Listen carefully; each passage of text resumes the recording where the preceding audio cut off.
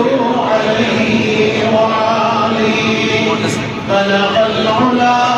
بكماله كشف الهدى بجماله حسنت جميع خصاله صلوا عليه وآله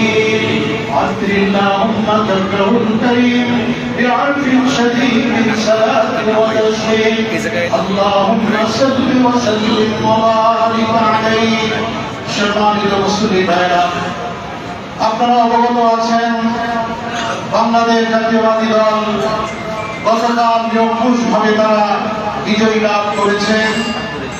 দলের প্রধান এবং আমাদের দেশের প্রধান তারেক জিয়া তিনি ঘোষণা দিয়েছেন, আমরা বিজয় উল্লাস না করে তাই মনোভাবকে আল্লাহর দরবারে দোয়া করব দেশের জন্য, দেশের সমৃদ্ধির জন্য এবং সকলের উন্নতির জন্য। যেই অবস্থায় দেশ আজকে আছে, এই দেশের জন্য উন্নতি সাধন করতে পারে, এই দেশের জন্য আরো উপরে নিয়ে যেতে পারে, এই জন্য তিনি দোয়ার দরখাস্ত করেছেন, সবাইকে অনুরোধ করেছেন। এবং আমাদের মাঝে পটুয়াখালীর বড় বড় জেলা বিএনপির নেতৃবৃন্দ উপস্থিত আছেন, তার মধ্যে আমাদের